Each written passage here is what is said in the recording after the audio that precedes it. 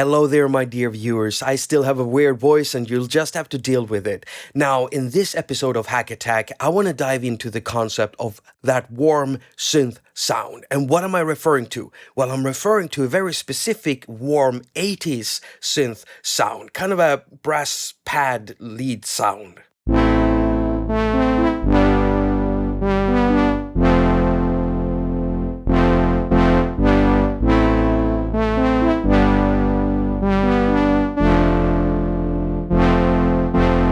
It's the type of sound that you can hear in the song Forever Young, a song I grew up with that I love so much, and I am a bit ashamed to admit it, but whenever that farty brass lead solo starts at the end, I always cry. I know, I'm a softie. I just love that song. Now, what we're going to be doing in this episode is not recreating that sound exactly. I don't really like doing stuff like that. That's why I'm diving into the concept of this sound and how you build it up. And so what do we need to build such a sound? Well, we need three things. We need an oscillator, a filter, and an envelope. And for the oscillator, we're going to use sawtooth waveforms or something close to it. And the filter type is kind of important here. There is a filter model that I prefer when working with sounds like this, and it is a 12 decibel per octave filter. But it doesn't mean that you can't use a 24 decibel per octave filter. And we're going to have a look at the differences between those and the sounds that they produce first.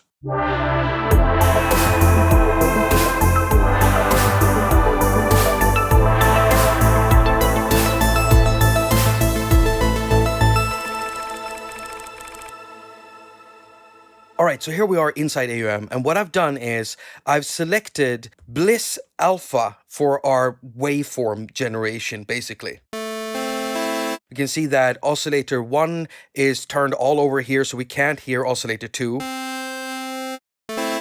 And we have oscillator 3 turned down, the noise turned down, and this oscillator is creating a sawtooth waveform, and that's all we need for this sound. And we could just build the sound inside the synthesizer, but I want you to really, truly grasp what's going on with the buildup of this warm synth sound. So, for this instance, I've loaded Volcano by FabFilter. It's a filter plugin, and right now I've got a 2-pole or 12 decibels per octave filter selected. You can select the filter slope here, and you can go all the way up to 48 and down to 6 decibels. And as you can see, what's happening here, when we're going higher up in poles or higher up in dBs, we're getting a steeper curve. And this is the reason why we want the 2-pole filter, because of this curve. And now we're going to add a peak. Now listen what happens when we go up in slope here.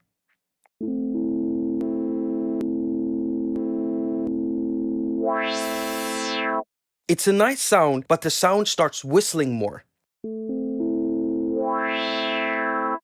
And if we go to 48,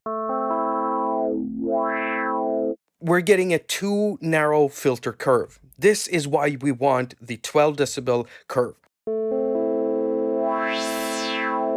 Now, I keep saying that's what we want, as if there's something wrong in choosing a 24 decibel per octave filter. It's not really, and I'll get into that later on. Just stick with me. Now, the trick to making that warm sound is to dial in the peak here, or resonance, as you'll find it's called in synthesizers, and get it to move with an envelope. And inside Volcano, we actually have envelopes as a modulation source, and as you can see, I've got one right over here. So I'm gonna drag from here to control this, and right now it sounds like this. And if we shorten the decay,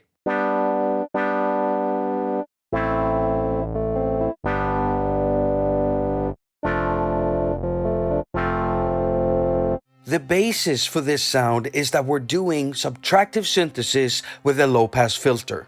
We are removing higher frequencies from the spectrum and preserving lower frequencies, which automatically makes sounds more warm. And so that filter does not really have to be 12 decibels per octave. You see, there's this one synth called Moog Model D. I'm sure that a lot of you in the audience knows about this synth, and I don't think that anyone would disagree with me if I said that this synth can sound really, really warm. Now, the filter in the Moog Model D is a classical Moog ladder filter, and it is basically a 24 decibel per octave filter. So it's got that steeper curve. And so that's the synth I've actually chosen to show you how to set this synth sound up. However, I want to add that I do prefer the 12 decibel per octave filter because it just sounds better to me. Because of how it preserves the higher frequencies, there's a little bit more of them left in there. And as soon as you start tweaking the resonance, you don't get this instant whistling or screaming. I'm not too fond of that when doing this warm type of sound.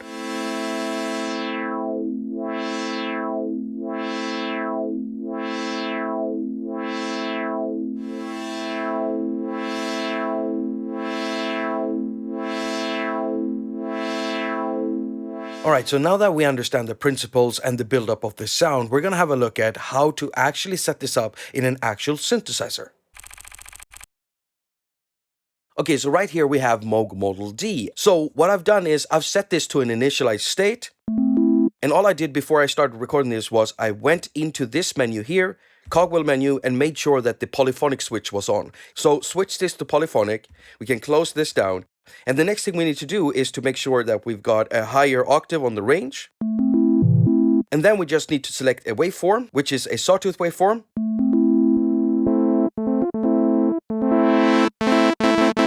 And make sure we're only playing one oscillator. And I'm doing that by turning off these other two over here. Now on the right side here, we have the filter controls. We've got the filter cutoff, the filter emphasis, and the amount of contour. The cutoff is the thing that actually cuts off frequencies. And the emphasis is the same thing as resonance, as you'll see in other synthesizers with filters. And if you're in an equalizer, this control will be called Q. And in Volcano, which is a filter, that control is called peak. But they're all the same control. Peak, Q, emphasis, resonance.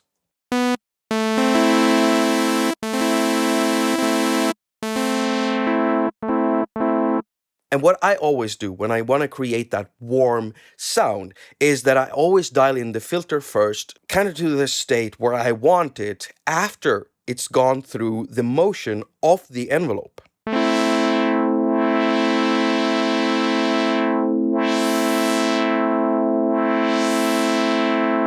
Next, we need to make sure that the envelope is actually doing something to the filter. And we do that with the amount of contour control here. But in many other synthesizers, this might just simply be called envelope. And in modular synthesizers, you might have to set this up first and actually connect it through a matrix. Here we just need to pull this up. Right now it's too open, but that's because we've got the sustain level up so high in the filter envelope. And if we pull this down,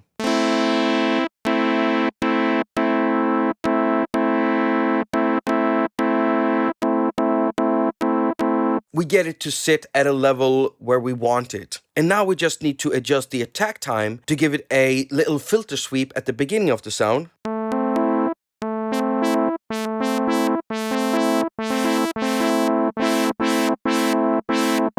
And increase the decay time so it takes longer for the filter to actually drop and fall down to the sustain level.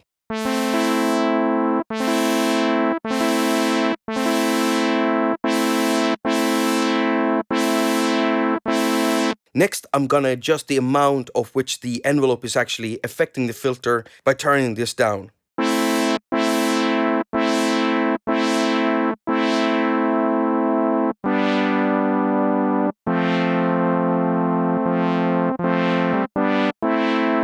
We're gonna fine adjust the sound a little bit more by dropping down the cutoff frequency.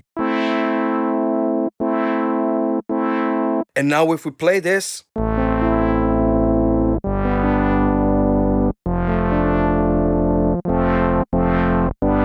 it sounds so warm, so fuzzy, so yummy. I just love this sound so much. Right now, we've got a kind of a lead sound, and if we wanted a more brassy sound, we give it a shorter attack time and increase the amount of contour here. And if we wanted a pad sound, we go the other way around. We pull this down, we give the attack time more time, and the decay time more time.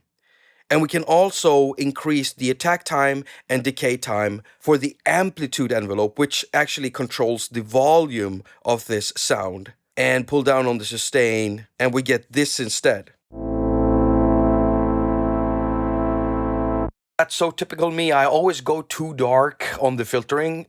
I'm a bass head. I can't help it. So let's pull this one back up so we have more filtering.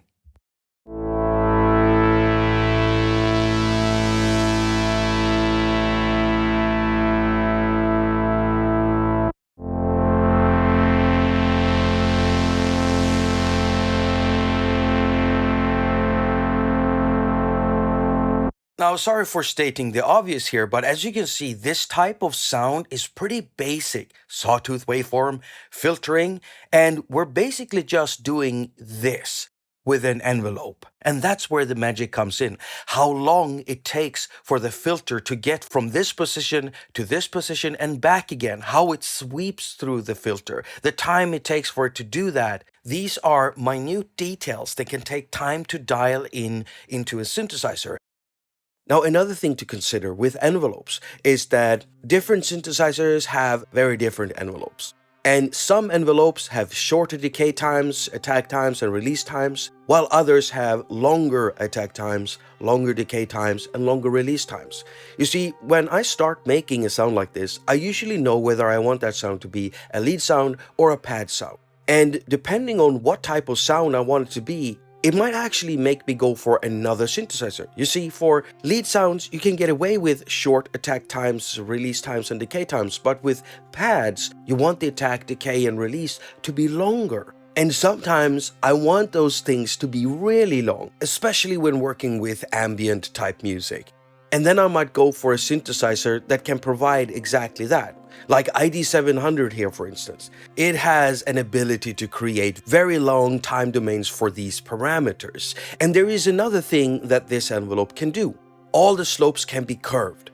And curvable slopes are really helpful, especially when you want to sculpt certain types of filter movements. ID700 is not the only synth that does it. There are many other synthesizers that have curvable slopes, and this is a big plus always. There's a very different sound in a filter sweep that has been produced with a logarithmic curve versus an exponential curve.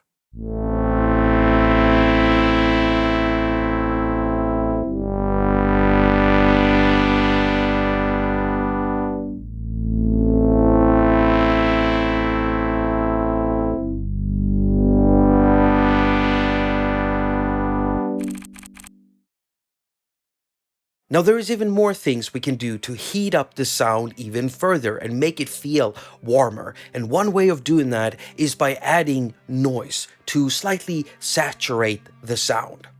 A lot of synthesizers will have a noise generator, and many times this noise generator will produce a full spectrum white noise. This is a noise that goes out on all the bands in the spectrum, basically playing all frequencies all at once. This type of noise works. You can use it for warming something up, but you have to filter it pretty hard in order to make it sound warm.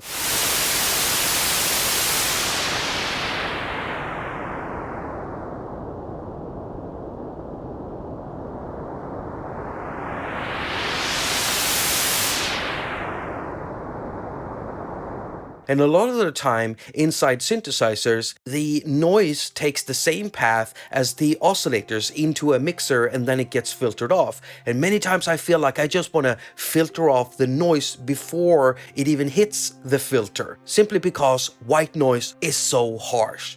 Which is why I want to point out that if you do have a synthesizer that can produce pink noise, then use that instead. Pink noise is already filtered and do not produce those really high frequencies that white noise does. So it's very suitable for warming up an already warm sound.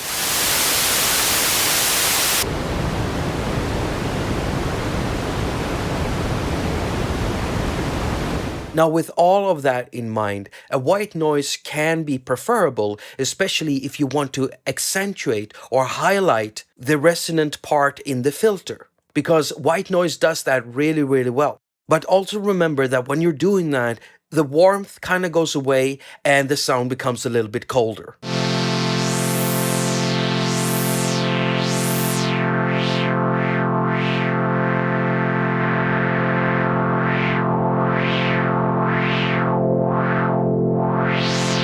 Alright, so that's saturation through noise. Now you can also saturate things with a saturation plugin or maybe a saturation drive inside a synthesizer, something called pre-drive or filter drive.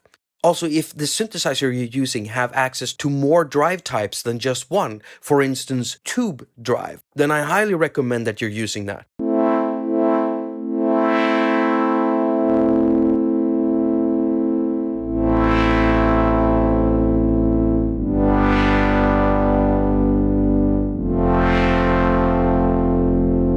Tube amplification is really good at adding warmth to sound because it saturates it in a specific way.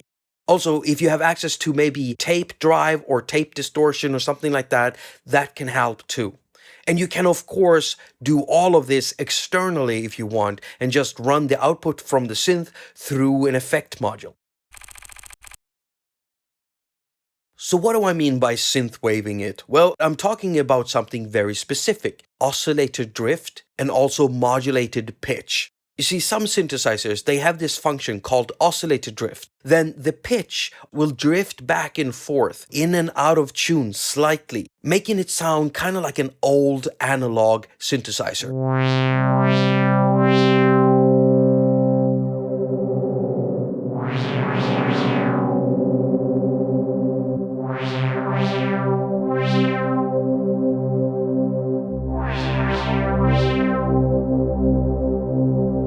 That can be very beneficial for a sound like this, especially if you're working with synthwave.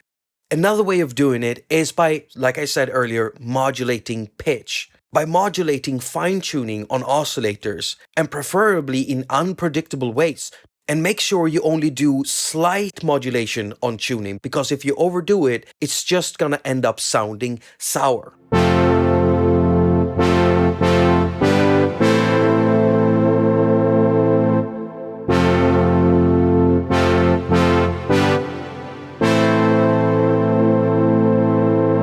Now, if you're using a limited synth where you can't do any of these things, then why not use an external effect? A plugin that I use a lot is Timeless 3 by FabFilter. There's a whole lot of FabFilter stuff in this video. Well, Timeless 3 allows you to modulate a bunch of stuff in there, and you can easily make a delay where the delay taps are slightly swaying in pitch, creating that synthwavy sound. And then you can pretty much run any synthesizer through it, and it will all just sound very synthwavy.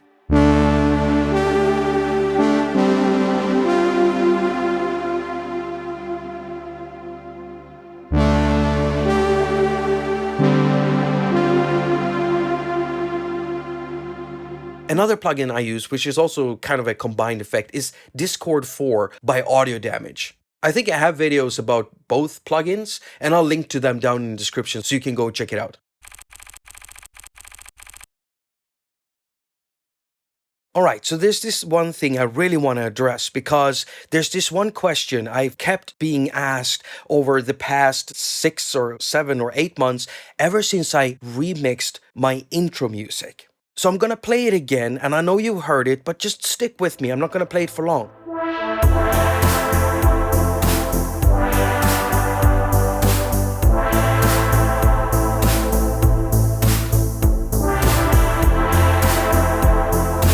You see, a lot of people love the music in there and the sounds in there. And the reason I think so many love it is because of that warm synth sound. And the thing I get asked about is what synthesizer was used. Everybody wants to get a hold of that synthesizer that can sound so good. Well, that question is the reason to why I made this video. Because all the techniques we've gone through, everything in this video, well, the synth sounds in my intro track have all been built with that technique. And the synthesizer I was using was the built-in synthesizer in Cubasis. Yep, I was using Micrologue. And listen to this, I was using mostly factory presets. Why? They were tweaked the way I would tweak them. So if we look into the most prominent sound,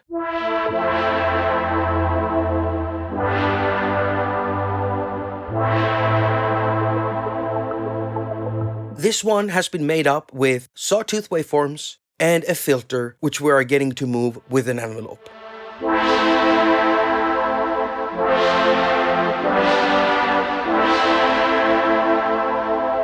Now, there is one more thing that I've added on top of here that can add into heating up a sound, and that is a chorus.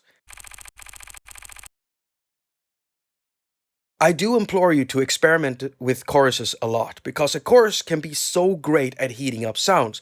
Not only will it heat up sounds, it will of course give the sound a sense of multiple oscillators, even if you're just using one. So if you only own a monosynth, using a chorus can help in making that wider stereo picture for you and also bring warmth to your sound.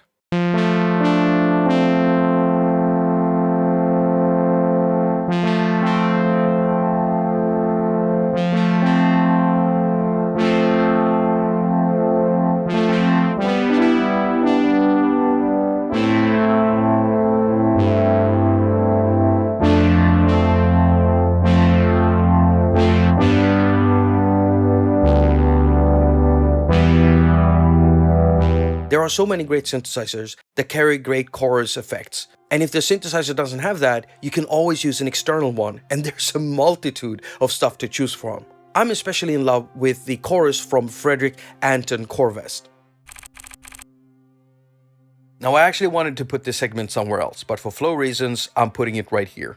So how do you know what synthesizer to choose? Well, now that we understand the principle behind this sound and that we're doing subtractive synthesis, then any subtractive synthesizer would do if it has a sawtooth waveform and a low-pass filter. And that's usually all of the subtractive synthesizers. There might be a few odd ones out there, but most of them can do this. And I'm talking about hardware synths and software synths. But there are some synthesizers you might want to avoid. You see, when it comes to FM synthesizers, they naturally do not come with filters. It doesn't mean that FM synthesizers can't produce this sound. They can, but if they're true FM synthesizers, then they don't carry filters, and the way you go about making sounds like these, well, it's very, very different, and you can't use the techniques you've seen in this video to actually make those sounds.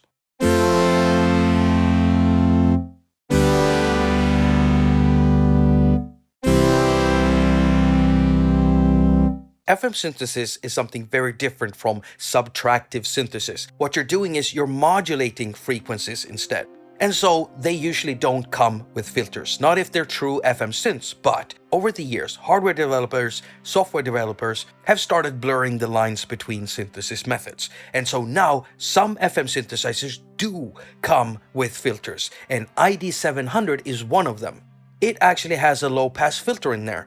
Now, when it comes to synth recommendations and apps, well, you've seen and heard quite a few synth apps already in this video. And I recommend all of them. And you're gonna see and hear more synth apps in this video. And I recommend those too. And other than that, I would like to add a synth, and that's Tal Uno X. It's a great synthesizer for sounds like these.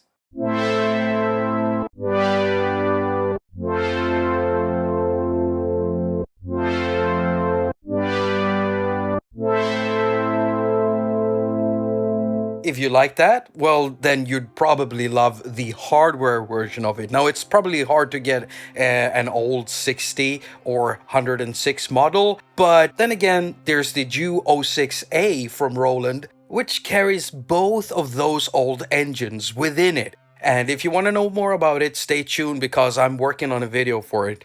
I'm gonna round this video up with one last segment, and if you're still here watching, you're amazing.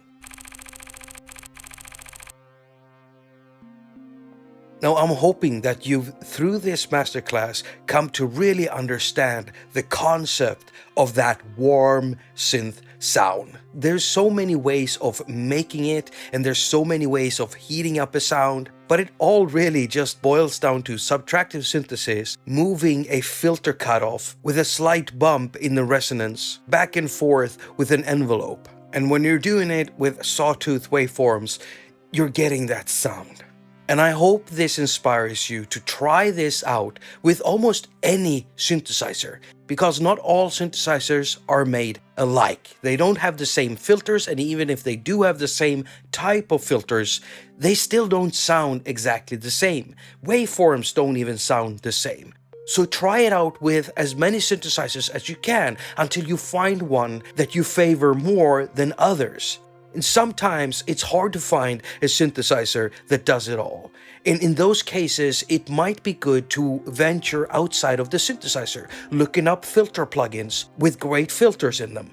There is one filter plugin that I use a lot to test out different types of filters. This thing contains so many filters, it's insane. And the thing even has a built-in oscillator, so you can try out all those filters on a sound right away.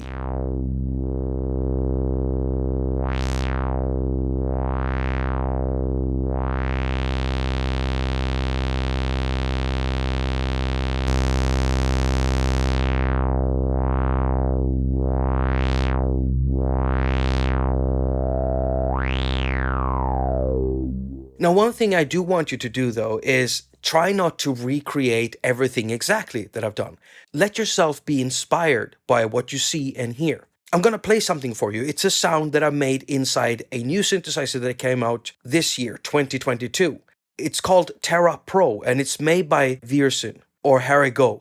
And for this patch, I'm using the same techniques, but it ends up sounding very, very different from what you've heard so far in this video.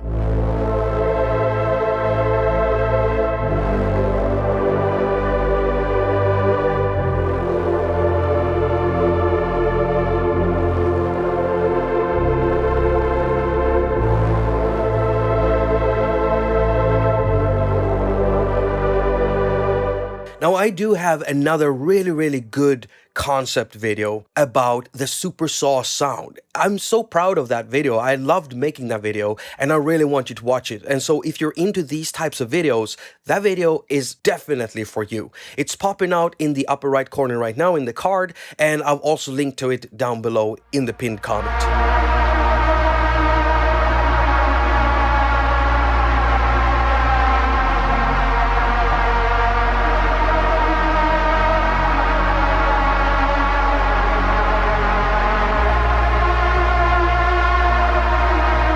Now, I love making these types of videos, but they're usually less popular, so if you want more of them, I need the feedback. You need to tell me in the comment section what you thought and what else you might want to see, and also give me a thumbs up. And if you give me a thumbs down, just remember this: I might be coming over to your house dressed up as a furry, and you won't believe what happens next. If you want to support this channel in any other way other than commenting and sharing this video, then you can also help me out financially by buying my music. Check it out. I got a full list of links down below in the pinned comment. And if you don't want to do that, I've got Patreon and PayPal. And if you don't want to do any of it, that's fine too.